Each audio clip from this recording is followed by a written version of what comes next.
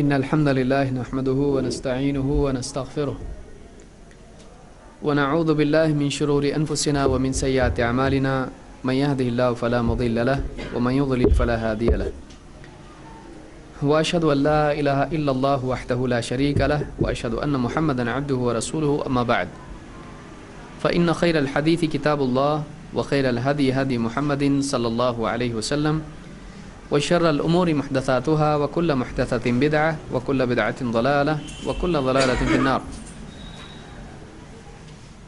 قال الله تبارك وتعالى فاسألوا أهل الذكر إن كنتم لا تعلمون۔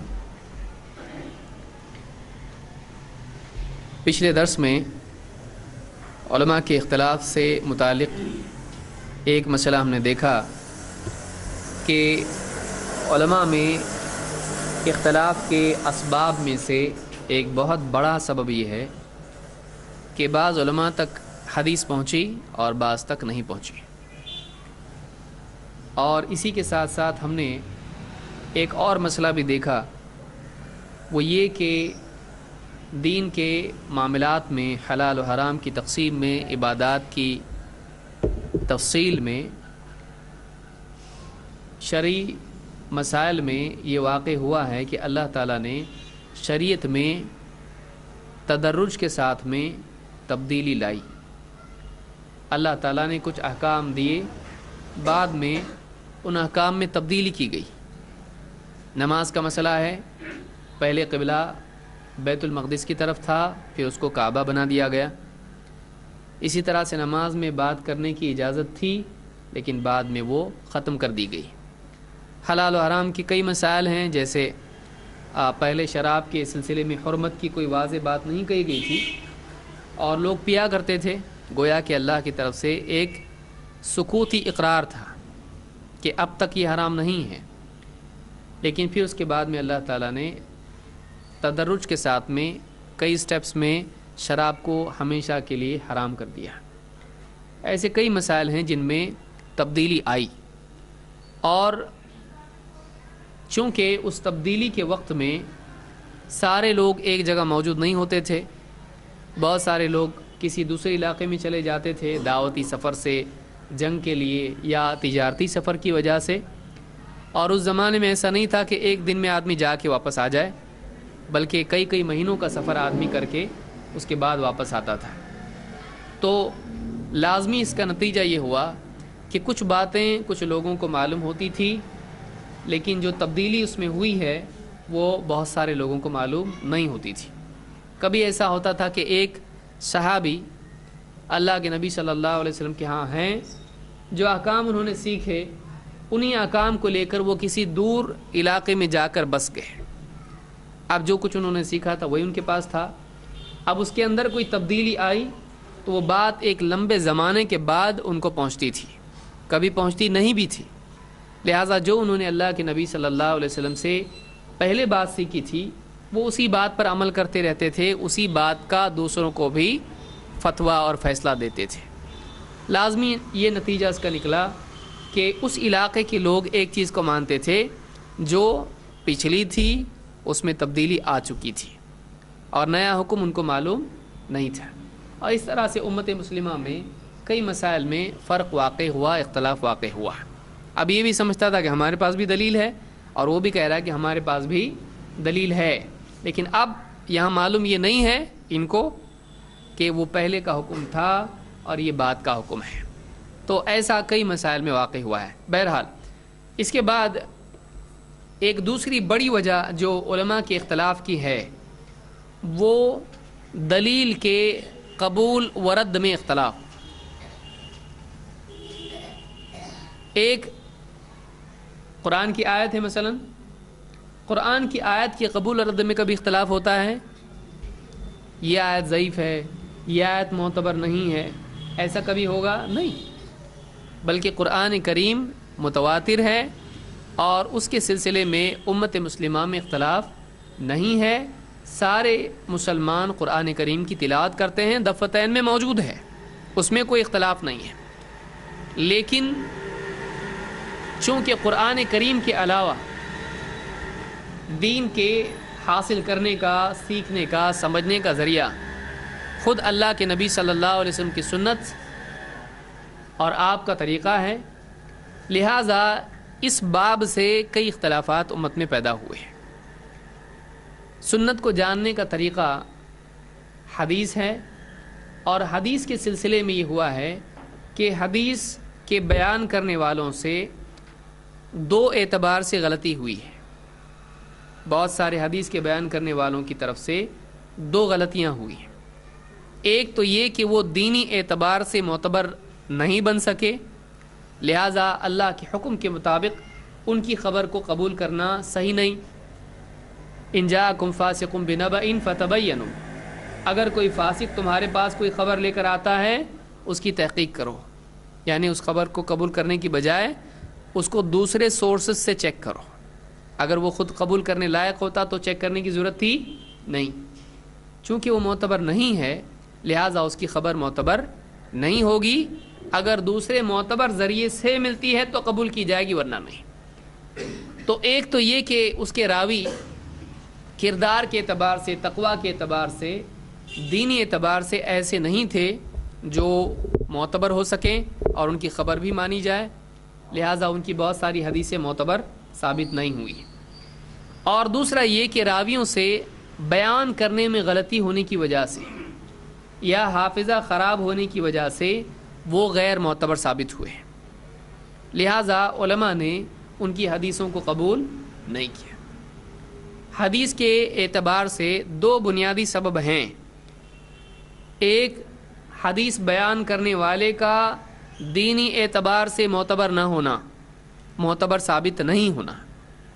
دو، دین میں تو اچھا ہے لیکن یادداشت اچھی نہیں ہے۔ تو کوئی بھی بات اس میں بگاڑ آنے کے دو راستے ہوتے ہیں، خبر میں غلط بات ہونے کے، شامل ہونے کے دو راستے ہوتے ہیں۔ ایک تو یہ کہ آدمی جانتے بوجھتے اپنے فائدے کے لیے اس خبر میں اپنی طرف سے کچھ بات ملا دے یا گھٹا دے یا بدل دے، اس کے اپنے فائدے کے لیے اس نے بات بنا کے بیان کیا، جھوٹ کہا، تو اس کی وجہ کیا ہوتی ہے؟ آدمی کا تقویٰ والا نہ ہونا۔ تو ایک آدمی تقویٰ والا نہیں ہے، دیندار نہیں ہے، اس کا کیریکٹر پختہ نہیں ہے، تو ایسے آدمی سے قوی امکان ہوتا ہے کہ وہ خبر میں گڑبڑ کرے گا۔ تو ایسے آدمی کی خبر قبول کرنے سے اللہ نے منع کر دیا ہے جب تک کہ معتبر ذریعے سے ثابت نہ ہو۔ یہ اللہ کا حکم ہے۔ جب دنیا کی خبر قبول کرنے کے سلسلے میں احتیاط کرنا چاہیے تو دین کی خبر نبی کے بارے میں قبول کرنے میں کم احتیاط کرنا چاہیے، زیادہ۔ تو علماء نے اس آیت کو بنیاد بنا کر ان راویوں کی حدیثوں کو قبول نہیں کیا جو تقویٰ کے اعتبار سے پختہ ثابت نہ ہو۔ یہ پہلی چیز ہے۔ دو، راوی ہے اچھا لیکن اس کو یاد رہتا نہیں۔ جب اس کی یادداشت خراب ہے تو لازمی نتیجہ کیا ہوگا؟ وہ کیا کرے گا؟ خبر بیان کرنے میں غلطیاں کرے گا۔ تو علماء نے ایسے راویوں کی بھی حدیث قبول نہیں کی۔ تو اب یہ بات معلوم ہوئی کہ حدیث کے قبول و رد میں اختلاف ہو سکتا ہے۔ کیوں؟ کیسے؟ حدیث کے قبول و رد میں ایک عالم حدیث قبول کرے گا، وہ مانے گا معتبر ہے، دوسرا نہیں مانے گا۔ ایسا کیوں ہو سکتا ہے؟ ایک کے نزدیک وہ راوی معتبر ہے اور دوسرے کے نزدیک معتبر نہیں ہے، تو اب کیا ہوگا؟ یہ عالم و حدیث مانے گا لیکن یہ عالم و حدیث نہیں مانے گا۔ ایسا کیوں ہو سکتا ہے کہ ان کے نزدیک وہ معتبر اور ان کے نزدیک معتبر نہیں؟ راوی ایک کے نزدیک معتبر ہے اور دوسرے کے نزدیک نہیں، ایسا کیوں ہو سکتا ہے؟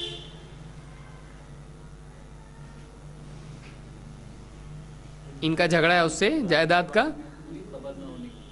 اس راوی کے بارے میں۔ آپ بتائیے کیا ہماری بستیوں میں ایسا ہوتا ہے؟ ایک آدمی، اس کے بارے میں 10 لوگ کہتے ہیں کہ آدمی بہت اچھا آدمی ہے، لیکن 4 لوگ ایسا ہی بولتے ہیں تم کو نہیں معلوم وہ کیسا ہے۔ ہوتا ہے کہ نہیں ہوتا ہے؟ ایسا ہوتا ہے کہ ایک آدمی کے بارے میں معلوم کرنے کے لیے اتنا علم ہونا چاہیے، اور کسی کی کمیاں، اس کی برائیاں کیا سب کے اوپر کھلی ہوتی ہیں؟ کسی کے سامنے ہوتی کسی کے سامنے نہیں بھی ہوتی ہے. تو جس آدمی کے سامنے اس کی برائی ہے کیا وہ اس کو معتبر مانے گا؟ نہیں. اور جس کے سامنے برائی اس کی نہیں ہے کیا وہ عالم الغیب ہے؟ دل میں جھانک کے دیکھتا ہے اس کے اندر کیا ہے؟ نہیں دیکھ سکتا ہے. تو ایسا علماء میں ہوا. اسی لیے آپ اسماء الرجال کی کتابیں اگر کھولیں گے تو آدمی کہتا ہے ان کو یہ معتبر بول رہے ہیں اور وہ معتبر نہیں بتا رہے ہیں. کیوں؟ اس لیے کہ جس کو جو معلوم ہے وہ بتائے گا. کسی آدمی کے بارے میں آپ سے پوچھا جائے وہ آدمی کیسا ہے، آپ بولیں گے اچھا بھلا آدمی ہے، نماز پڑھتا ہے، روزے رکھتا ہے، مسجد میں برابر سب سے پہلے آتا ہے، مؤذن صاحب کے ساتھ بیٹھتا اٹھتا ہے، امام صاحب کے ساتھ ملتا جلتا ہے، کبھی اس سے کوئی غلط بات تو میں نے دیکھا نہیں، اچھا آدمی ہے. اس کے لیے رشتہ دیکھنا ہے لیکن ٹھیک ہے اچھا لڑکا ہے، ہمارے سامنے تو کوئی غلط بات اس کی نہیں ہے. لیکن دوسرا آدمی، دوسرا لڑکا جو اس کے ساتھ اٹھتا بیٹھتا ہے یا اس کے پڑوس میں رہتا ہے یا اس کو اچھے سے جانتا ہے تو وہ کیا کہے گا؟ نہیں نہیں نہیں نہیں نہیں، اس کا ایسا ایسا گڑبڑ ہے، وہ ایسا ایسا ہے، وہ سگریٹ پیتا ہے، وہ شراب پیتا ہے، اس کا فلاں کالج میں معاملہ بگڑا ہوا ہے. تو چونکہ وہ قریب رہتا ہے وہ اس کے بارے میں زیادہ جانتا ہے. لیکن جو آدمی نہیں جانتا وہ تو اچھا ہی کہے گا اس کو.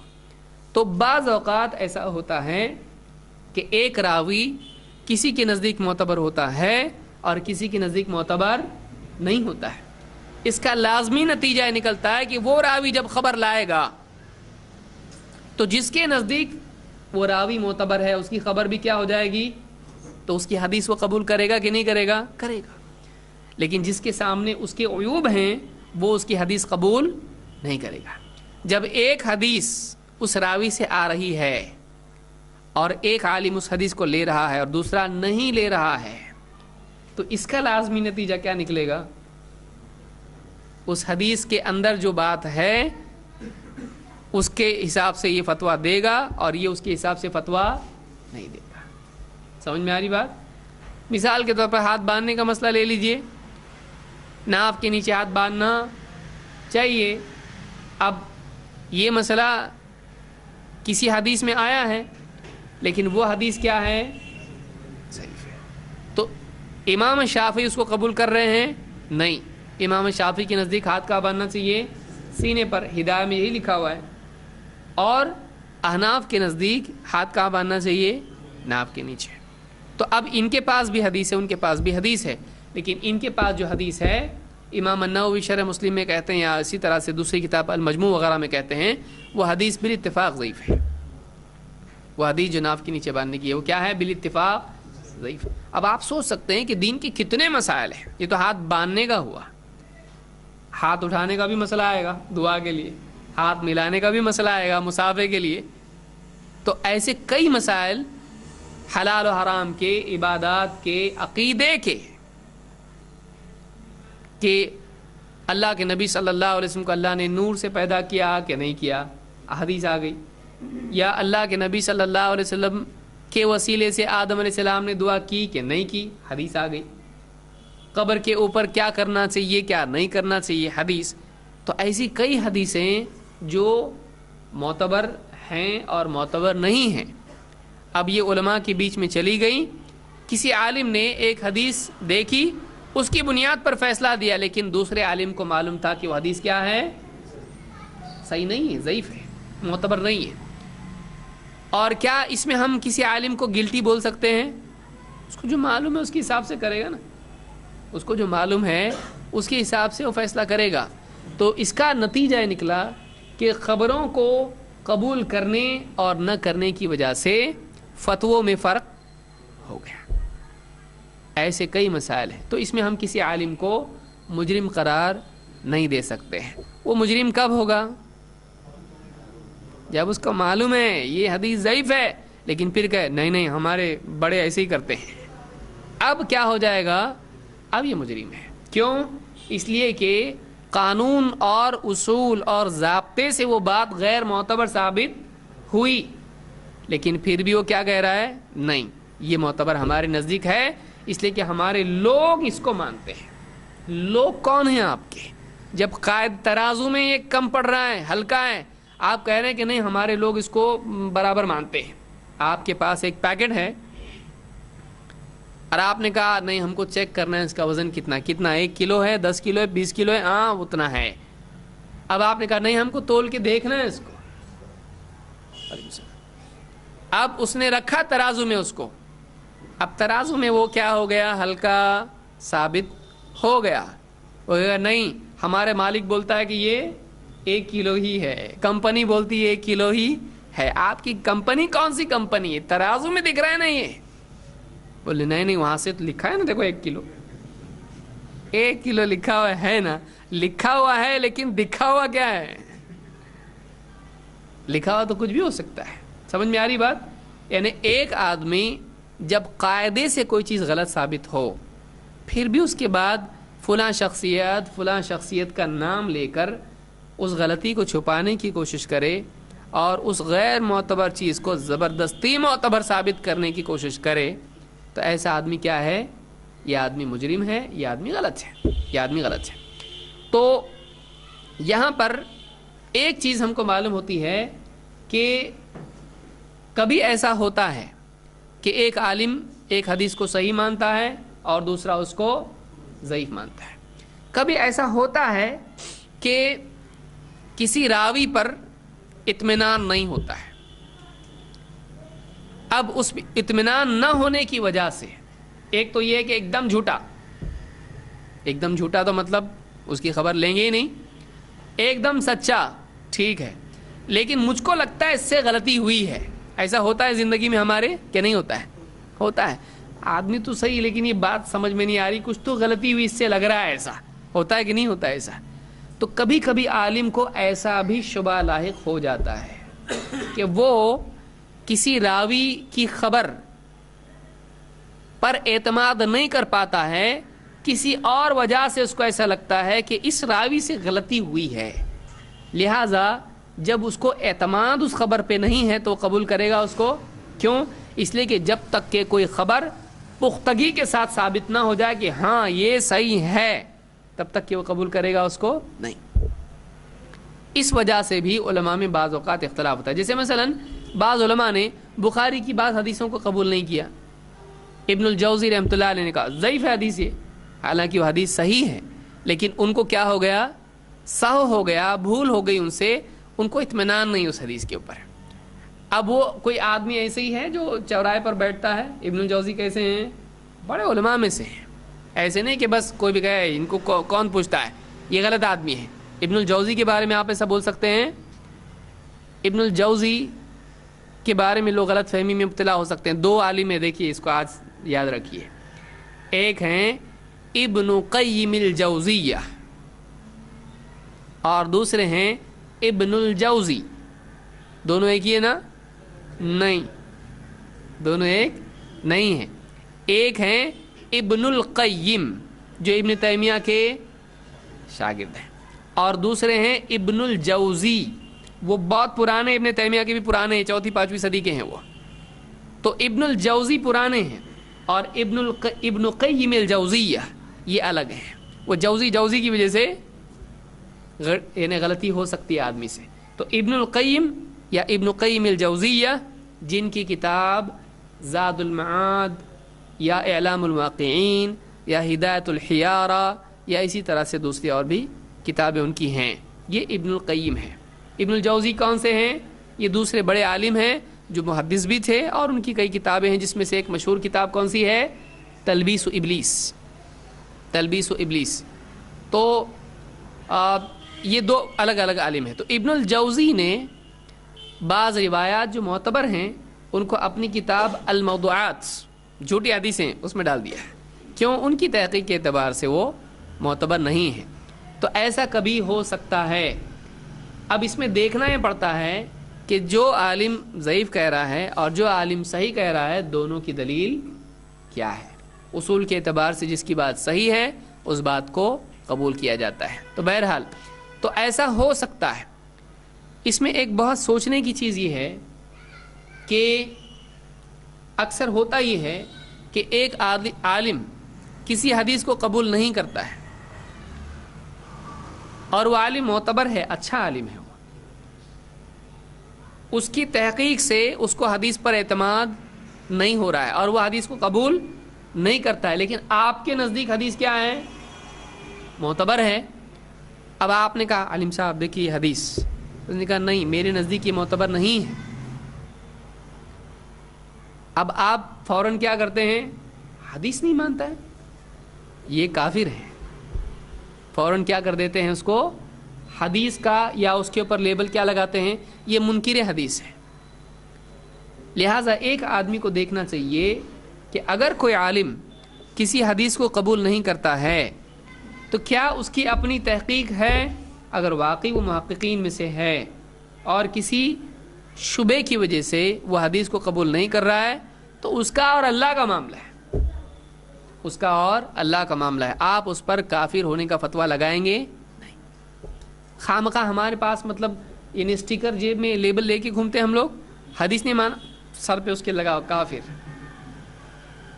تو ایسا کرنا نہیں چاہیے۔ کیوں؟ اس لیے کہ اگر ایسا کیا تو بڑے بڑے علماء کے اوپر بھی کیا لگانا پڑے گا؟ کافر۔ بڑے بڑے علماء ہیں، انہوں نے بعض احادیث کو قبول نہیں کیا ہے، قبول نہیں کیا، رد کیا ہے، اور آج ہم مانتے ہیں کہ وہ حدیث صحیح ہے۔ کیوں؟ اس لیے کہ اس حدیث کے قواعد کی وجہ سے وہ صحیح ہے، لیکن اس عالم سے غلطی ہو گئی، لیکن انہوں نے جان بوجھ کے حدیث کا انکار کیا نہیں، ان کی تحقیق کے اعتبار سے وہ صحیح نہیں ہے۔ تو تحقیق میں غلطی ہو سکتی ہے کہ نہیں؟ ہو سکتی ہے۔ اگر کسی سے تحقیق میں غلطی ہوتی ہے تو کیا وہ کافر ہو جاتا؟ اور اگر وہ مجتہد ہے اور تحقیق میں غلطی ہوئی تو کیا ہوتا؟ ایک اجر اس کو ملتا، تو اس کو تو مل رہا ہے اجر، اور آپ اس کو کیا قرار دے رہے ہیں؟ کافر۔ تو کتنے دور، یہ ادھر آپ جا رہے ہیں ادھر جا رہے ہیں۔ وہ ایسے ہی جیسے وہ صحابی تھے جنہوں نے کہا کہ میں تو یہ بھی نہیں چاہتا کہ میرا گھر مسجد نبوی کے بازو میں رہے۔ ہم دیکھیں نا اختلاف کی غلط فہمی۔ تو ایک آدمی اللہ کے نزدیک اجر کا حقدار ہے اور آپ کے نزدیک وہ کیا بن گیا؟ کافر بن گیا۔ تو اتنی جلد بازی کسی کے بارے میں فیصلہ کرنے میں نہیں کرنا چاہیے، لوگوں کو موقع دینا چاہیے۔ ہاں سب سامنے آنے کے بعد وہ کہے ٹھیک ہے سب صحیح ہے لیکن میں نہیں مانوں گا، تو اب یہ کیا ہے؟ اس کو دھکا دینے کی ضرورت نہیں، یہ خود ہی گرنے والا ہے، یہ خود ہی کھائی میں گرنے والا ہے، یہ آلریڈی پاؤں اس کا پھسل چکا ہے۔ اس بارے میں دیکھیے کہ کسی معتبر خبر پر بھی کسی معتبر عالم کو شک ہونے کی وجہ سے وہ اس کو قبول نہیں کرتا ہے، ایسا ہو سکتا ہے کیا؟ تو اس کی مثال ہم لوگ دیکھتے ہیں۔ عبد الرحمن ابن ابزہ فرماتے ہیں، پیج نمبر ہم کہاں ہیں؟ 6۔ عبد الرحمن ابن ابزہ فرماتے ہیں ان رجلا اتى عمر، ایک آدمی عمر رضی اللہ تعالیٰ عنہ کے پاس آیا، فقال انی اجنبت، اس نے کہا میں اجنبت، جنوبی ہو گیا۔ جنوبی کس کو کہتے ہیں؟ جنابت کو کہتے ہیں، اور جنابت کس کو کہتے ہیں؟ جنوبی کو۔ جنابت کہتے کس کو ہے؟ ہم بستری کرنے کو، مباشرت کرنے کے بعد جو چائے وائے پیے گا آدمی، کھانا کھائے گا، اس کو جنابت کہتے ہیں۔ کیا جنابت؟ کیا احتلام کی حالت میں ہونا، اس کو جنابت کہتے ہیں؟ نہیں کہ ہاں کہ نہیں کہ ہاں دونوں، ہاں بھی نہیں بھی، اس میں دو قول ہیں۔ ہاں آدمی سوچتا غلط نکلا تو پھانسی ہوگی، بھائی کیا ہوگا اور کیا ہے، ایک ہی فیصلہ ہوگا، پھانسی۔ ہاں انسان کو غسل کی ضرورت ہو، جیسے جمعہ کے دن آدمی کو غسل کرنا ہے تو جنابت کی حالت میں دیکھیے دو چیزیں ہیں۔ آدمی سوچتا ہے کہ کیا بولوں، بولنے کے وقت میں الفاظ جو ہیں، بچے ہمارے کیسے بھاگتے ہیں ویسے ہی آدمی کے الفاظ بھاگنا شروع ہو جاتے ہیں۔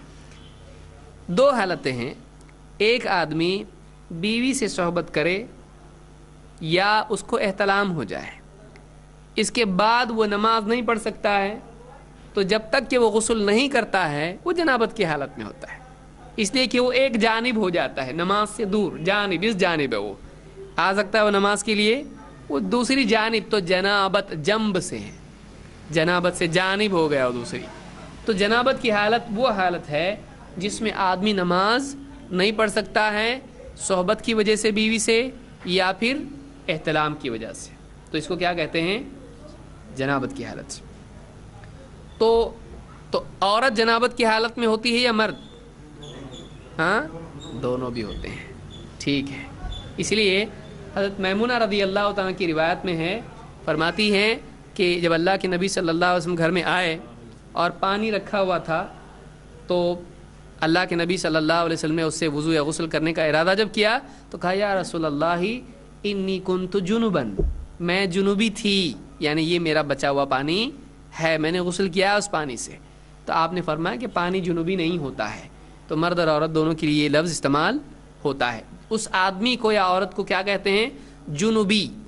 بعض لوگ جنبی پڑھتے ہیں اس کو، وہ کیا ہے؟ جنوبی. جنوبی نہیں، مشرقی مغربی شمالی اور جنوبی، جنوبی واو نہیں ہے اس میں. ٹھیک ہے.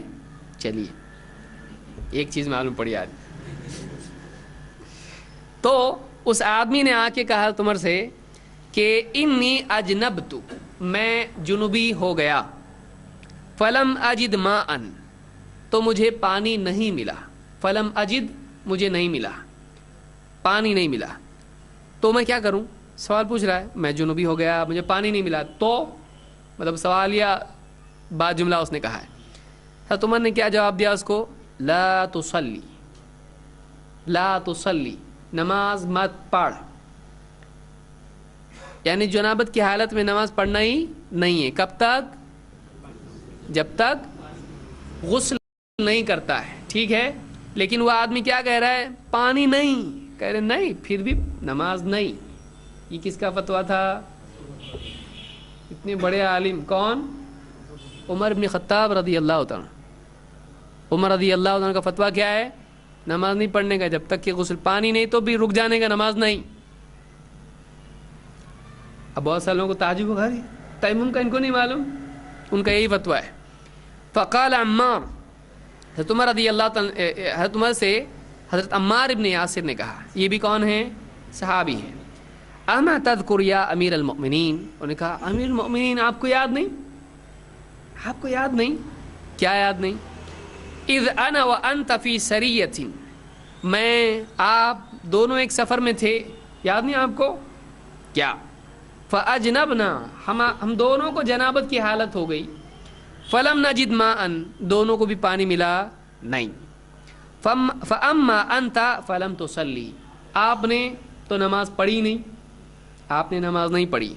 واما انا فتمعکت فی التراب وصلیت، اور میں نے کیا کیا؟ مٹی میں لوٹ پوٹ ہو گیا میں، اور میں نے نماز پڑھ لی. اب ان کو معلوم نہیں تھا تیمم کیسا کرتے ہیں، تو انہوں نے کیا کیا؟ قرآن میں تو اللہ نے کیا کہا ہے؟ فَتَيَمَّمُوا صَعِيدًا طَيِّبًا، مٹی سے تیمم کرو. اب کیسا ان کو نہیں معلوم، تو وہ کیا ہوئے؟ مٹی میں. ٹھیک ہے، اوکے، ہو گیا، نماز پڑھ لی انہوں نے.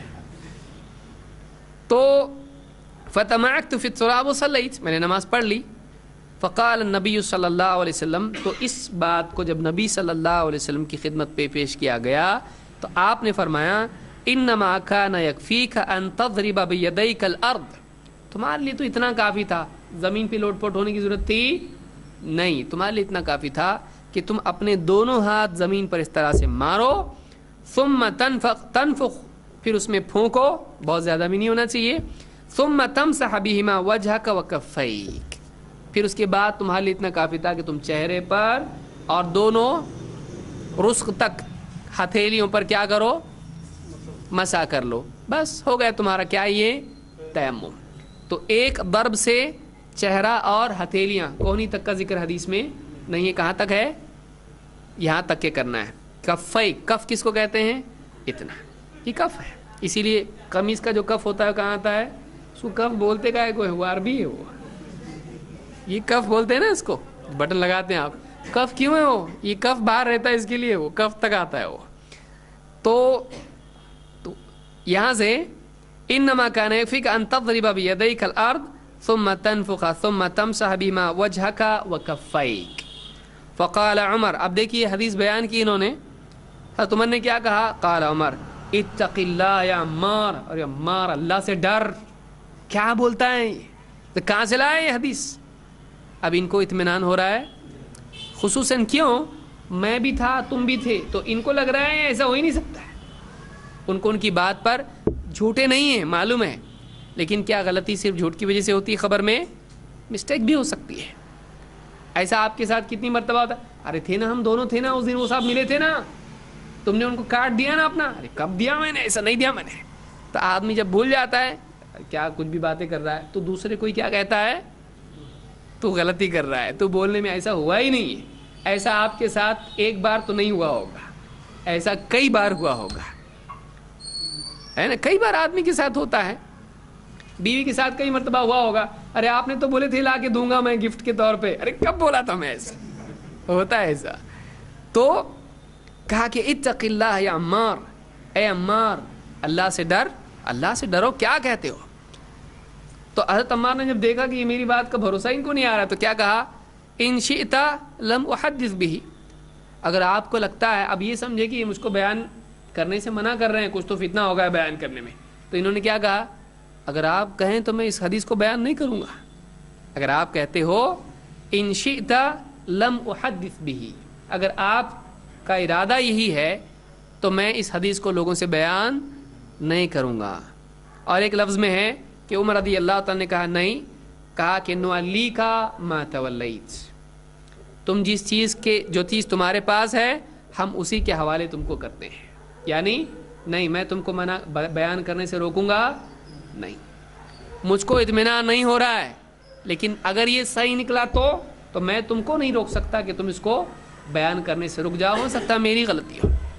تو اس طرح سے یہ روایت کہاں پر ہے؟ یہ صحیح مسلم میں حدیث موجود ہے. اس پر کیا کہا جا سکتا ہے؟ ایک، کسی عالم کے سامنے حدیث آنے کے بعد بھی یہ ہو سکتا ہے کہ اس کو اس حدیث پر اطمینان نہ ہو اور وہ اس حدیث کو قبول نہ کرے. کیا اس سے وہ کافر ہو جاتا ہے؟ نہیں. یہ کس کے بیچ کا معاملہ ہے؟ اللہ جانتا ہے کہ اس نے اس کو سمجھنے کے بعد اور حق ماننے کے بعد رد کیا، یا پھر اس نے اس کو اطمینان نہیں ہوا اس حدیث کے اوپر، اس کے نزدیک وہ حدیث معتبر نہیں ہے، بولنے والے سے غلطی ہو رہی ہے. ایسا ہو سکتا ہے کہ نہیں ہو سکتا ہے؟ ہو سکتا ہے. تو بڑے بڑے عالم سے بھی ایسا ہو سکتا ہے. خود عمر رضی اللہ تعالیٰ عنہ کو ایسا ہوا. بیان کرنے والا کون ہے؟ صحابی ہیں، لیکن ہو سکتا ہے وہ کہہ رہے میں خود ساتھ میں تھا، ایسا کب ہوا؟ تو ان کو لگ رہا ہے کہ ان سے بولنے میں کچھ تو گڑبڑ ہو رہی، اس لیے وہ کیا کہہ رہے ہیں؟ ارے عمار اللہ سے ڈر، کیا بول رہا ہے؟ بولے میں تھا، آپ تھے، اور میں مٹی میں لوٹا پوٹا نبی سے پوچھا اور ایسا آپ نے جواب دیا. حضرت عمر تو ان کے سامنے تھے نبی سے پوچھتے وقت میں نہیں. تو ان کو ایسا لگ رہا ہے ایسا نہیں ہے، اس سے بولنے میں سمجھنے میں کچھ تو گڑبڑ ہو رہی ہے. تو ایسا کسی عالم سے ہو سکتا ہے اور وہ حدیث کو قبول نہیں کرتا ہے، اس لیے کہ اس کو اس میں اطمینان نہیں ہوتا ہے. اسی لیے ان کا فتویٰ کیا تھا؟ پانی نہیں ملا تو تیمم نہیں. کیا کرنا؟ جب تک کہ غسل نہیں کرتا ہے آدمی نماز نہیں پڑھ سکتا ہے. یہ کس کا فتویٰ ہے؟ عمر ابن. صحیح فتویٰ کیا ہے؟ پانی نہیں ملا تو تیمم کر سکتا ہے. اب جو لوگ ہم سے کہتے ہیں کہ آپ خلفائے راشدین کے فتوے کو قبول نہیں کرتے، کیا وہ یہ فتویٰ خلفائے راشدین حضرت عمر کون ہے؟ یہ امیر المؤمنین بننے کے پہلے کا ہے کہ بعد کا ہے؟ کیسے معلوم پڑا آپ کو؟ الفاظ ہیں، کیا کہہ رہے ہیں؟ یا امیر المؤمنین. تو یہ امیر ہیں، یہ نہیں، وہ یہ کہہ رہے ہیں اگر آپ بولتے تو میں حدیث بیان نہیں کروں گا. کیونکہ کبھی ایسا ہو سکتا ہے کہ کسی علم کی بات کے بیان کرنے سے لوگوں میں فتنہ ہو، تو ایک بڑا عالم اگر یہ دیکھتا ہے تو وقتی طور پر اس سے روک سکتا ہے، ابھی مت بیان کرو، تھوڑا رکو. اس کی دلیل کہاں سے ملی آپ کو؟ اس کو چھوڑ کے اس سے تو ملی. ہاں، معاذ ابن جبل رضی اللہ تعالیٰ کی حدیث، اللہ کے نبی صلی اللہ علیہ وسلم جب بیان کیا کہ جو بھی بندہ سچے دل سے لا الہ الا اللہ کہتا ہے وہ حدیث ہے نا، اے معاذ کیا تم جانتے ہو اللہ کا بندے پر کیا حق ہے، بندے کا اللہ پر کیا حق ہے؟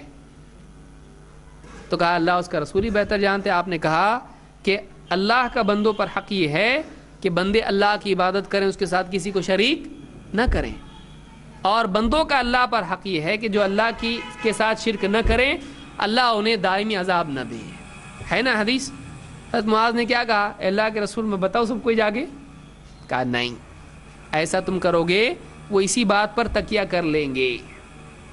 تو کسی مصلحت کی وجہ سے کسی علم کی بات کو عالم وقتی طور پر روک سکتا ہے، ابھی نہیں، بعد میں بتائیں گے اس کو، ابھی نہیں بتانا ہے اس کو. جیسے کوئی آدمی مسلمان ہو رہا ہے، اب پہلے دن بتا دیے تم کو ختنہ کرنا پڑے گا.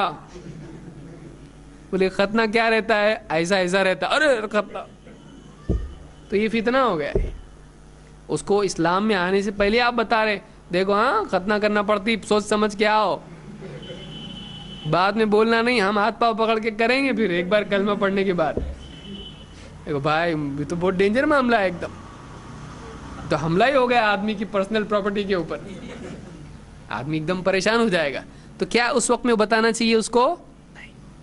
تو بعد میں جب وہ پکا ہو گیا، ایک دم اچھا اس کا کلمہ مضبوط ہو گیا، اب اس کو بول سکتے ایک بات بتاؤں گے تم کو، کیا ہے؟ تو ایسا ایسا ایسا، ہاں ٹھیک ہے. لیکن اب کیا ہو گیا، وہ پکا ہو گیا ہے. اب ہاں نہیں کرتے کرتے وہ تیار ہو جائے گا. شروع میں پسینے آئیں گے، چکر آئے گا، گھبرائے گا، پانی مانگے گا، لیکن ہو جائے گی اس کی ختنہ. تو ایسا ہو سکتا ہے. ختنہ واجب ہے. ختنہ کیا ہے؟ بچوں کی نہیں، بڑوں کی بھی. اگر کسی کی ختنہ نہیں ہوئی ہے تو اس کی ختنہ کرنی پڑے گی. اس لیے کہ آپ صلی اللہ علیہ وسلم نے بعد کے وقت میں بھی جب مسلمان ایک صحابی ہوئے تو آپ نے ان کو بھی کیا کہا؟ حکم دیا کہ القی عنک شعر الکفر واختتن، کہ اپنے سر کے جو بال بہت بڑے تھے، ایک صحابی کے مسلمان ہوئے تو آپ نے کہا یہ جو کفر کے بال ہیں، ہو سکتا ہے انہوں نے کچھ منت وغیرہ کا کیا ہوگا کفر کے زمانے میں، آپ نے کہا اپنے بال کاٹ دو اور ختنہ کر لو. تو معلوم یہ ہوا کہ ختنہ کرنا حکم دیا آپ صلی اللہ علیہ وسلم نے، اور بعد کی عمر میں بھی دیا ہے. بہرحال تو کوئی مصلحت راجحہ جس کو آپ کہتے ہیں کہ ابھی نہیں، تھوڑا رک کے بیان کرنا چاہیے. اور ایسی کئی باتیں ہیں جو ہم یہ یعنی پریکٹیکل چیزیں ہر آدمی سمجھتا ہے اس کو، کہ ہر بات ہر وقت بتانے کی ہوتی ہے نہیں. ہر چیز کا ایک وقت ہوتا ہے. ابھی باپ گھر میں آیا، اب بیٹے نے کچھ شرارت کی، اسکول میں جا کے پرنسپل نے بلایا تھا، ماں جا کے آئی ہے. اب چھوٹا بچہ بول رہا ابو کو بتاؤں، ماں بولتی ہے ابھی ٹھیک رک ذرا، ابھی ان کو پہلے کھانا کھانے دے. بولتی کہ نہیں بولتی ہے؟ کھانا وانا کھا کے باپ جب ہو تو سنیے ذرا، بیٹے نے آپ بہت کرامت کر کے آیا اسکول میں، ایک بچے کا سر پھوڑ دیا تھا. تو ایک وقت کے بعد کچھ بات بولنی ہوتی ہے. مناسب وقت نہیں ہوتا ہے، مناسب وقت ہوتا ہے. یہ زندگی کا اصول ہے. بہت سارے لوگ یہ اصول نہیں جاننے کی وجہ سے دعوت میں فائدے کی بجائے نقصان کرتے ہیں. اسی لیے آپ دیکھیں گے اللہ کے نبی صلی اللہ علیہ وسلم نے، وہی معاذ بن جبل ہیں، ان کو جب یمن بھیجا تو کیا کہا؟ تم جا رہے ہو ایسی قوم کے پاس جو اہل کتاب ہیں، سب سے پہلی بات جو تم ان کو بتاؤ کہ کیا ہے، وہ لا الہ الا اللہ محمد رسول اللہ. جب وہ اس کو مان لیں تو بتانا 5 نمازیں ہیں. پھر جب وہ اس کو مان لیں تو بتانا تمہارے مال میں سے لیا جائے گا. اب پہلے ہی مال لے رہے تو پھر تھوڑا سا معاملہ. ہاں تو ترتیب وار معلومات کا سامنے رکھنا یہ بھی دعوت کی، دین کی حکمتوں میں سے ایک حکمت ہے. اس کو یاد رکھیے. زیادہ معلومات اصل نہیں ہے، معلومات کے دینے کی ترتیب حکمت سے ہوتی ہے. معلومات کے دینے کی ترتیب، اصل عالم اور غیر عالم کا فرق کب معلوم پڑتا؟ معلومات کے دینے کی ترتیب میں. اسی لیے بہت سارے عالم کسی جب آدمی سے بات کر رہے ہوتے ہیں تو جو مرید بیٹھے ہوئے ہوتے ہیں وہاں پہ، وہ کیسے بولتے ہیں؟ عالم صاحب وہ حدیث بتاؤ نا ذرا ان کو. عالم بولتا ذرا ٹھہر، اس کو معلوم ہے، اس کو پہلے وہ حدیث نہیں بتانا ہے، پہلے اس کو دوسری باتیں بتا کے پھر اس کو تعویذ کی حدیث بتانے کا ہے. پہلی پبلک کیسی رہتی؟ بے صبری رہتی ہے. اس کو کیسا چاہیے؟ بٹن دبائے فوراً فتویٰ آ گیا. عالم اور مربی ایسا نہیں ہوتا ہے، وہ پہلے میدان ہموار کرتا ہے. دیکھو سب کچھ کرنے والا، شفا دینے والا، مدد کرنے والا. قرآن میں دیکھو یہ آیت ہے، یہ آیت ہے، اللہ ہی دیتا ہے نا شفا. اللہ کو کسی کی ضرورت ہے کیا؟ نہیں ہے. بولتا ہے تعویذ کی حدیث کیوں نہیں بیان کر؟ تعویذ شرک، بتاؤ اس کو. لیکن عالم کیا کرتا ہے؟ میدان بناتا ہے، زمین ہل چلاتا ہے، پھر جا کے بیج ڈالتا ہے. تو پھر تم کو تعویذ کی ضرورت کیا ہے جب سب اللہ کرتا ہے؟ اللہ کے نبی صلی اللہ علیہ وسلم کی مدد کون کرتا تھا؟ تعویذ باندھتے تھے آپ؟ نہیں. اللہ کرتا تھا کہ نہیں؟ ہاں. صحابہ تعویذ باندھتے تھے؟ نہیں. اللہ مدد کرتا تھا نا. تو معلوم ہے بغیر تعویذ کی بھی اللہ مدد کرتا ہے. تعویذ کی ضرورت کیا ہے؟ تو ایک سٹیپ اس کو نیچے لایا، بغیر تعویذ کے بھی چلتا. وہ تھوڑا ہاتھ سے پھیرنے لگا تعویذ کے اوپر، رکھوں کہ نکالوں. پھر اگلے سٹیپ پہ جا کے بتایا اس کو، دیکھو بھائی تعویذ کے بارے میں ایک حدیث ہے، آپ سنو اس کو پہلے، وہ آپ کی مرضی، نکالو نہیں نکالو، تھوڑا ڈھیل بھی دے دیا اس کو. پھر بتا دیکھو حدیث میں ہے کہ من تعلق شیئا وکل الیہ، کہ جو کوئی چیز لٹکاتا ہے وہ اسی کے حوالے کیا جاتا ہے. پھر وہ بول رہا کہ یہ تو حوالے کیا جاتا ہے نا، تو قرآن اللہ کا ہی نا، تو اللہ کے حوالے ہو گئے نا. پھر اچھا ٹھیک ہے، من تعلق تمیمتا فقد اشرک، من علق تمیمتا فقد اشرک، شرک بھی بولا گیا اس میں. اچھا ایسا ہے کہ نکالو، لو کیا کرنے کا کرو اس کا. تو اتنا سلو جانا پبلک کو پسند ہے نہیں، ان کو جھٹکے کا گوشت چاہیے.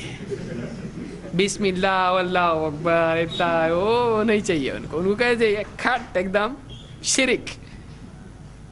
تو معلومات کے دینے کا انداز، ترتیب، اس کو کون سا کب دینا، کون سی حدیث اب نہیں بیان کرنا. کچھ مسائل میں کچھ آیتیں ایسی ہوتی ہیں جو ایک دم صاف ستھری ہوتی ہیں، لیکن اس کے بیان کرنے سے اس کا دل ٹوٹے گا.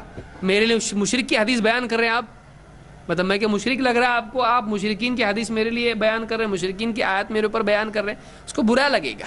تو عالم کیا کرتا ہے؟ وہ آیت اس کو نہیں بیان کرتا، تھوڑی ایسی آیت بیان کرتا ہے جس میں تیر سیدھا سینے میں جا کے لگنے والا نہیں ہے. لیکن پبلک کیا سوچتی ہے؟ ان کو اتنی آیت نہیں معلوم. تو اس کو آیت معلوم ہے، اس کا شان نزول معلوم ہے، اس کی تفسیر معلوم ہے، اس کے مفردات معلوم ہے، سب معلوم ہے، لیکن وہ جانتا ہے یہ آیت نہیں، دوسری آیت سے یہاں پہ کام چلانا پڑے گا. یہ علم ہے. تو علم کیا ہے؟ جاننا. حکمت کیا ہے؟ جانے ہوئے کا صحیح استعمال کرنا. دونوں میں فرق ہے. علم ہے، اپنے کو معلوم ہے، ساری دوائیں معلوم ہیں، لیکن حکمت کیا ہے؟ کون سی دوا کتنی کب دینا، ان میں سے کون سی دوا دینا، وہ کیا ہے؟ حکمت. اسی لیے حکیم اس کو بولتے ہیں. اور صرف معلوم ہے سر دکان ہے نا سن کھانا کھا، اس کو اتنا سر بڑا ہو گیا، اس کا سوج گیا. کیوں؟ اس لیے کہ اس کو ریئیکشن ہو گیا اس کا. ڈاکٹر کو معلوم ہوتا ہے اس کو یہ دوا ہلکی دینا چاہیے، یہ دوا نہیں دینا چاہیے. دیکھیے بہت اہم اصول ہے. ہمارے بہت سارے دعات گڑبڑ کرتے ہیں کہ فوراً بیان کرنا شروع کرتے ہیں، سوچتے نہیں ہیں کہ دعوت میں ترتیب کیا ہونا چاہیے. اللہ نے کیا فرمایا؟ قل هذه سبیلی ادعو الی اللہ. کیسے؟ علی بصیرت، علی بصیرت، بصیرت کے ساتھ میں دعوت دیتا ہوں. تو دعوت بصیرت کے ساتھ ہونا چاہیے، حکمت اور سمجھ بوجھ کے ساتھ ہونا چاہیے. کیسے بات کرنا چاہیے، کیسے الفاظ ہوں، کیا بولیں کیا نہیں بولیں، یہ بہت ضروری ہے. بہرحال تو یہاں ہم آئے کیسا؟ بعض باتیں ایسی ہوتی ہیں کہ فی الوقت اس کو بتانا نہیں ہوتا ہے. چونکہ حضرت عمر کون تھے؟ مسلمانوں کے خلیفہ تھے، امیر المؤمنین تھے. اور کیا وہ صرف بادشاہ تھے، حاکم تھے؟ وہ ایک بہت بڑے عالم تھے، بہت بڑے عالم تھے.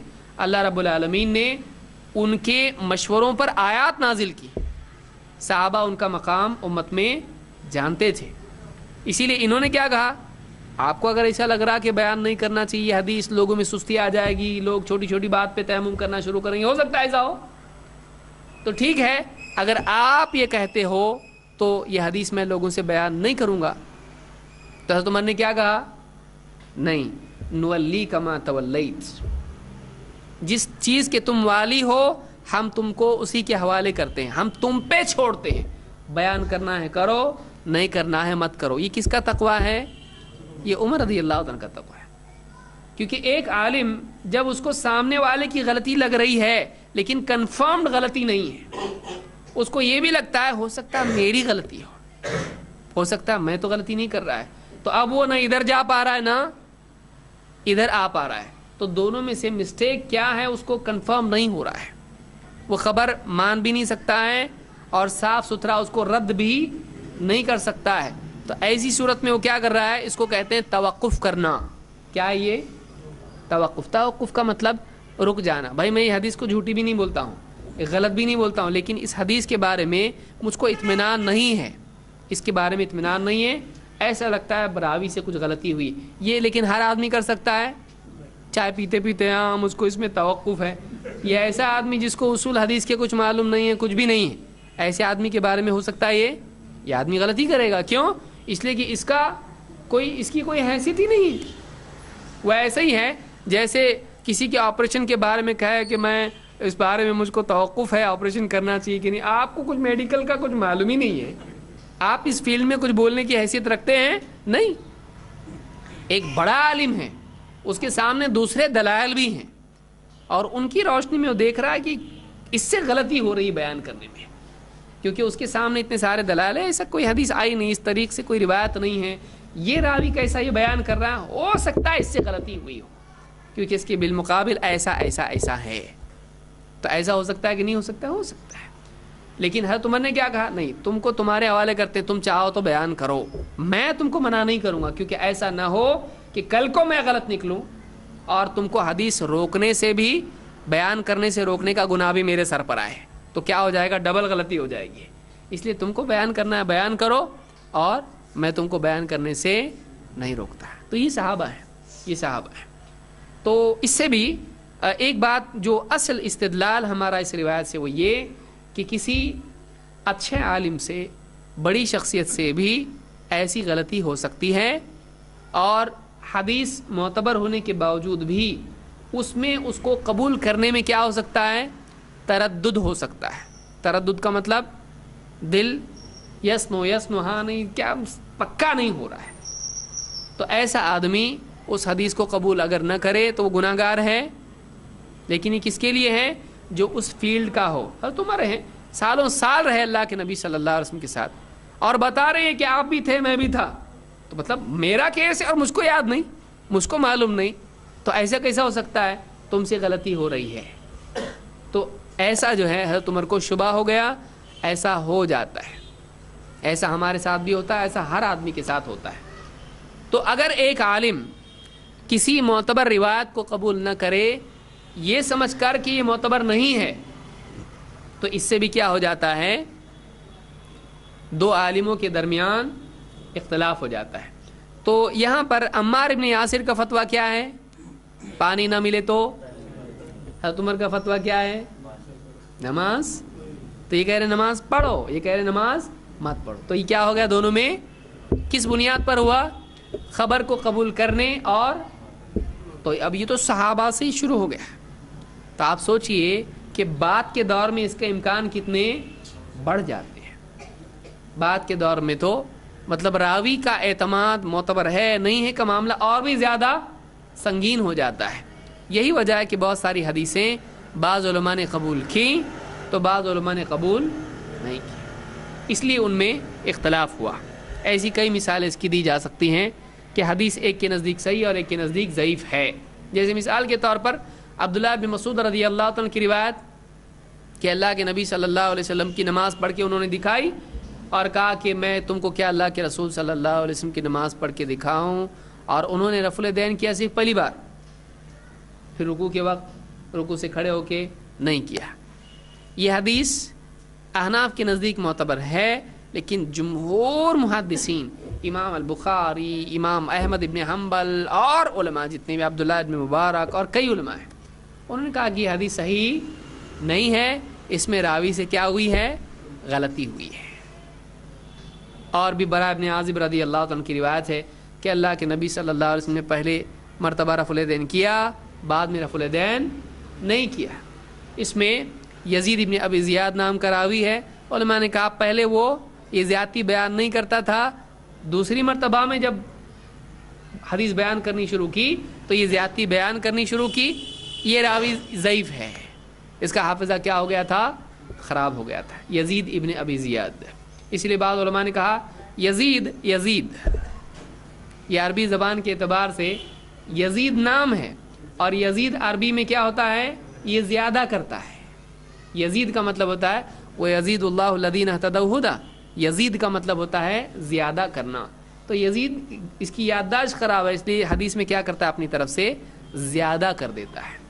तो बहरहाल तो ऐसा होता है, लिहाजा हम उन उलमा को मुजरिम करार नहीं देते हैं जो गलती से किसी ज़ईफ़ हदीस पर अमल करें, और हम उन उलमा को भी मुजरिम करार नहीं देते हैं जो किसी रिवायत को ज़ईफ़ करार दें और उस पर अमल न करें।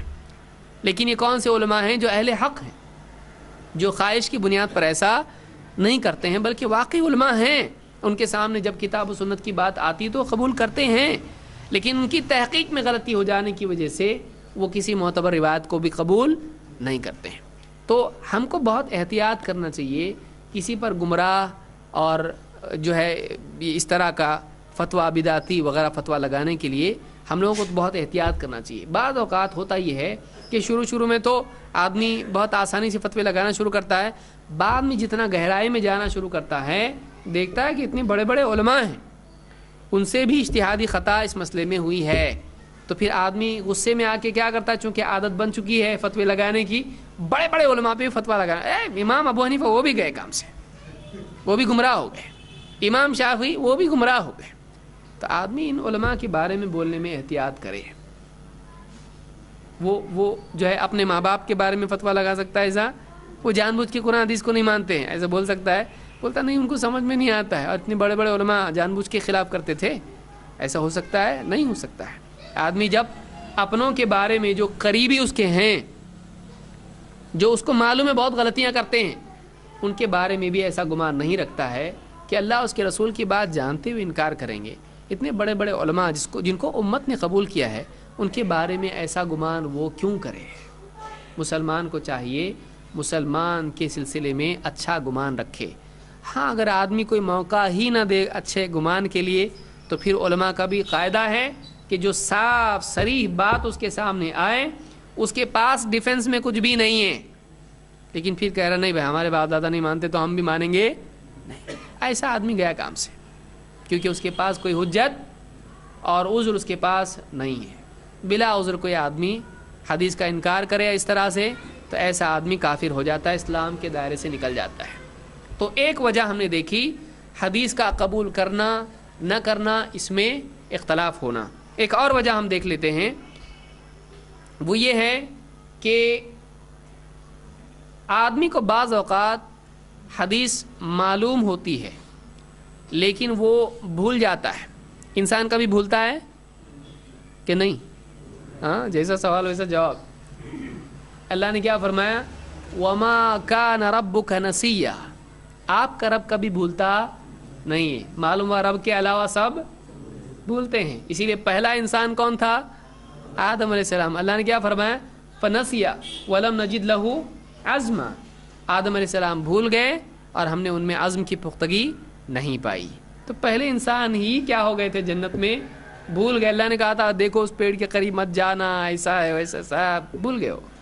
और शैतान आया, उसने कहा बताऊं एक हमेशगी का पेड़, खाते ही फरिश्ते जैसे बन जाओगे। उन्होंने सोचा हमेशा की ज़िंदगी मिलेगी, अल्लाह का जिक्र करेंगे, जन्नत में रहेंगे हमेशा, अल्लाह की बात कितना अच्छा है, फरिश्तों जैसे बन जाएंगे। खाया तो भूल गए वो बात जो अल्लाह ने उनको बताई थी। तो इंसान भूलता है, लेकिन अल्लाह, क्या अल्लाह के नबी भूलते हैं?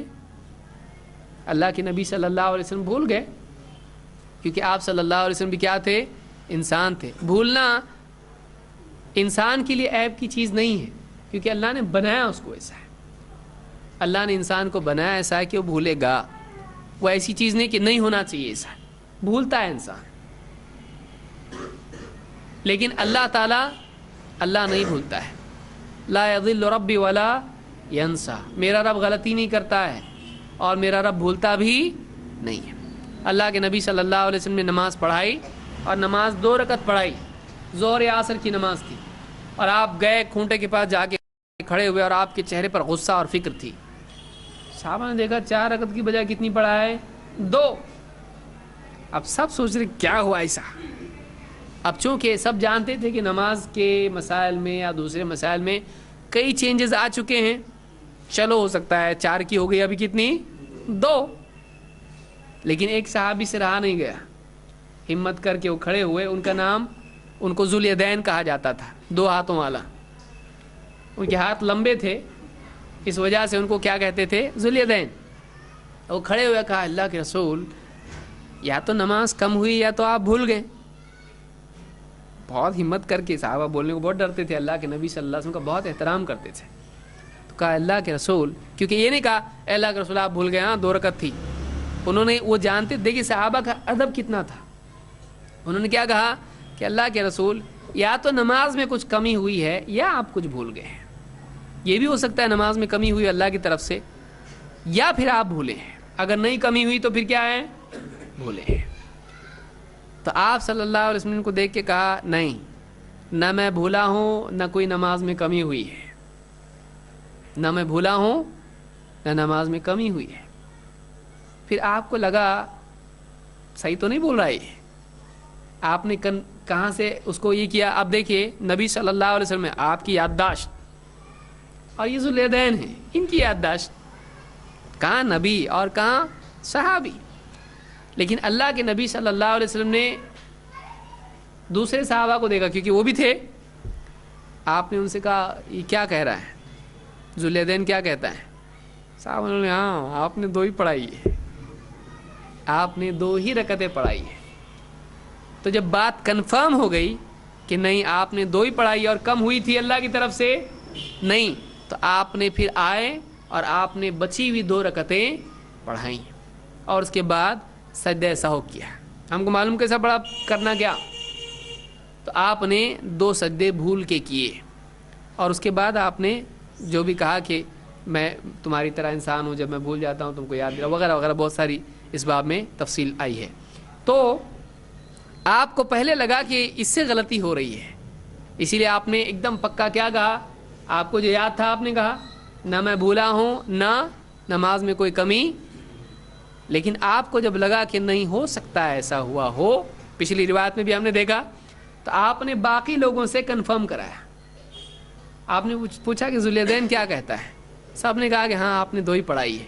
تو آپ نے پھر 2 باقی کی، جو بچی ہوئی 2 تھیں وہ پڑھی، اور اس کے بعد کیا کیا؟ اس سے 2 مسئلے اہل حدیث نے اور محدثین نے نکالے. نمبر 1 فقہی 2 مسئلے ہیں، عقیدے کے تو بعد میں دیکھیں گے، اجتہاد کے بعد میں دیکھیں گے، حدیث کا بعد میں دیکھیں گے. ایک، اگر امام سلام پھیلے 2 رکعتوں پر تو اس کے بعد یاد دلایا جائے یا اس کو یاد آئے تو پوری نماز واپس سے پڑھے گا؟ نہیں، وہ کیا کرے گا؟ بچی ہوئی نماز پڑھے گا. دوسرا مسئلہ یہ کہ اگر اس کے بعد اس کو بات کرنا پڑے جو نماز ہی سے متعلق ہو، اگر بات کوئی کرتا ہے عالم صاحب آپ نماز میں بھول گئے، 3 رکعت پڑھے آپ نے، اب یہ کیا ہو گئی؟ بات، لیکن کس سے متعلق ہے؟ نماز ہی سے متعلق ہے، تو نماز ٹوٹی کیا؟ نہیں. اگر بات کر بھی لیا ہے تب بھی اس کی کیا ہے؟ اب بھی وہ بچی ہوئی نماز پڑھ سکتا ہے، کیونکہ اگر بات کرنے سے نماز ٹوٹ جاتی، پھر سے پڑھنا پڑتا، تو سب سے پہلے اس پہ عمل کون کرتا؟ یا آپ بتاتے دیکھو یہ آج کے لیے ہے، اس کے بعد اگر کسی سے ایسا ہوا تو اس کو پھر سے پڑھنی پڑے گی. بتاتے کہ نہیں بتاتے؟ تو آپ نے تو یہی بتایا، دوسرا تو کچھ بتایا نہیں. تو اس سے معلوم ہوا کہ یہ 2 مسئلے ہم کو معلوم ہیں. اس سے ایک مسئلہ یہ بھی معلوم ہوا کہ انبیاء بھی بھول سکتے ہیں. یہ عقیدے کا مسئلہ ہے کہ نبی بھی بھول سکتے ہیں کہ نہیں بھول سکتے ہیں؟ بھول سکتے ہیں. یہ بھی معلوم ہوا کہ اگر ایک راوی اگر بہت معتبر ہے اور اگر وہ بتا رہا ہے ایسا نہیں ایسا، لیکن اس کے بالمقابل کئی ثقہ راوی ہیں، تو ترجیح کس کی روایت کو دی جائے گی؟ زیادہ کی. اسی سے علماء نے مسئلہ لیا کہ اگر ایک طریق میں ایک استاد سے کئی راوی حدیث لے رہے ہیں اور ایک ثقہ راوی چاہے وہ قوی ہو وہ الگ ہو جائے، اور کئی دوسرے راوی ہیں جو اسی حدیث کو بیان کر رہے ہیں اس سے ہٹ کے، تو اب اس کی ماننا کہ اس کی ماننا، دونوں کو جمع کرنے کا موقع اگر نہ ہو تو کس کو ترجیح دیں گے؟ جو زیادہ راوی ہیں، جیسا کہ خود اللہ کے نبی صلی اللہ علیہ وسلم نے یہاں پر کیا. یہی اصول ہے. تو آپ نے ان کی خبر کو اپنی خبر پر ترجیح دی، آپ نے اپنی خبر پر ان کی خبر کو ترجیح دی. تو یہ مسئلہ اس سے نکلتا ہے. اور بھی بات اس میں کہی جا سکتی ہیں. تو مجتہد سے بھول ہو سکتی کہ نہیں ہو سکتی ہے؟ ہو سکتی ہے. اب ہم دیکھتے ہیں کہ بھولنے کا مسئلہ کیا ہے. ایک مجتہد ہے, اس کے سامنے حدیث آئی اور مسئلہ آیا, فتویٰ پوچھا کسی نے, اور وہ حدیث اس کے پاس ہے لیکن اس وقت اس کے ذہن میں نہیں ہے, وہ بھول چکا ہے اس حدیث کو. تو کیا ہے ممکن ہے کہ اس کا فتویٰ یا اس کا عمل اس حدیث کے خلاف ہو؟ نہیں ممکن. بھول گیا ہے حدیث, تو حدیث بھولنے کی وجہ سے یہ ممکن ہے کہ اس کا عمل حدیث سے ہٹ کے ہو. ایسا ہی صحابی سے ہوا. مثال کے طور پر حمام کہتے ہیں ان حذیفہ اما الناس بالمدائن علی دکان. حذیفہ رضی اللہ تعالیٰ عنہ نے مدائن کے مقام پر ایک چبوترے پر دکان, آپ نے دیکھا اگر آج بہت سارے مارکیٹس میں بھی چبوترے ہوتے ہیں, اس کے اوپر سبزی والے جو بھی ہوتے ہیں وہ بیچتے ہیں جو بھی چیزیں ہوتی ہیں. تو اونچا چبوترا تھا, اس کے اوپر انہوں نے لوگوں کو نماز پڑھائی. اما کا مطلب ہوتا ہے امامت کرنا. اما الناس لوگوں کی امامت کی, لوگوں کو نماز پڑھائی. اور امام صاحب کہاں ہیں؟ چبوترے کے اوپر. پبلک کہاں ہیں؟ سب پیچھے نیچے. تو امام صاحب اوپر, پبلک نیچے. یہ جائز ہے؟ جائز نہیں ہے. فَأَخَذَ أَبُو مَسْعُودٍ بِقَمِيصِهِ فَجَبَذَهُ. دوسرے ایک صحابی ہیں, انہوں نے دیکھا اچھا اوہو امام صاحب اوپر پبلک نیچے, قمیص پکڑ کے کیا کیا امام صاحب کو نمازی میں کھینچا پیچھے, آؤ نیچے. قمیص پکڑ کے ان کو کھینچ لیا پیچھے سے. فَلَمَّا فَرَغَ مِن صَلَاتِهِ, جب نماز ختم ہوئی, قال, اب ابو مسعود جنہوں نے کھینچا امام صاحب کو, انہوں نے کیا کہا؟ أَلَمْ تَعْلَمْ أَنَّهُمْ كَانُوا يُنْهَوْنَ عَنْ ذَلِكَ. معلوم نہیں تم کو اس سے منع کیا ہوا ہے نا, اس سے منع کیا ہے نا, کیسا کر رہے ایسا تم؟ جب امام اونچائی پر ہو اور مقتدی نیچے ہوں, اس سے منع کیا ہے نا, ایسا کیسا کیا تم نے؟ انہوں نے کہا بلا معلوم ہے منع ہے. قد ذکرت حین مددتنی, لیکن مجھے بھی اس وقت یاد آیا جب تم نے مجھ کو پکڑ کے گھسیٹا. مجھ کو یاد تھا نہیں, اس لیے میں پڑھا رہا تھا, لیکن مجھ کو یاد ہے اچھا ارے ہاں میں تو غلط کر رہا ہے, اوپر نہیں کھڑا ہونا چاہیے امام اوپر نہیں ہونا چاہیے, امام کو مقتدیوں کے ساتھ ہونا چاہیے. اونچائی پر امام صاحب پڑھا رہے اور باقی غریب پبلک صاحب نیچے پڑھ رہی ہے, بڑے شہنشاہ ہیں اوپر پڑھ رہے ہیں نماز, منع ہے یہ, ایسا ہونا چاہیے نہیں. ہاں اگر امام کے ساتھ کچھ لوگ ہیں تو گنجائش نکل سکتی ہے, اکیلا امام اوپر نہیں ہونا چاہیے. تو امام اوپر اور مقتدی نیچے ہیں, اس کی گنجائش نہیں ہے. تو انہوں نے کیا کہا, ہاں مجھے معلوم تو ہے. انہوں نے کیا پوچھا, علم تعلم, تم کو معلوم نہیں ایسا منع ہے؟ انہوں نے کہا بلا معلوم ہے, لیکن کیا کہا؟ قد ذکرت حین مددتنی, مجھے اس وقت یاد آیا جب تم نے گھسیٹا. پہلے تو اس وقت کیوں گھسیٹ رہا؟ اچھا اس لیے گھسیٹ رہا ہوگا. تو نماز میں ان کو یاد آیا, ارے یہ حدیث ہے نا, منع ہے نا یہ چیز, تو ان کو یاد آیا. تو ایسا ہو سکتا ہے. اگر کوئی نہیں بتاتا ان کو تو پڑھ لیتے ویسی نماز. تو ایک عالم, ایک امام, ایک بڑا مفتی, یہ ہو سکتا ہے کہ ایک حدیث اس کو معلوم ہو, لیکن پھر بھی کیا ہو گئی, وہ حدیث بھول گیا ہو. اب وہ فتویٰ جب دے رہا ہے یاد نہیں حدیث اس کو, تو اس کا فتویٰ حدیث کے خلاف جا سکتا ہے کہ نہیں جا سکتا ہے. تو یہ صحیح سنن نبی داؤد کی روایت ہے, سنن نبی داؤد کی روایت ہے اور یہ صحیح ہے. اس سے یہ بات معلوم ہوتی ہے کہ ایک عالم حدیث بھول بھی جاتا ہے. یہ اللہ ہے جو نہیں بھولتا ہے. بڑے بڑے عالم حدیث بھول جاتے ہیں, اور حدیث بیان کرنے میں بھی غلطی ہو جاتی ہے, اور کبھی فتویٰ دینے میں بھی غلطی ہو جاتی ہے. تو جو یاد دلائے اس کی بات ماننا چاہیے, یا اپنی بات پہ اڑے رہنا چاہیے؟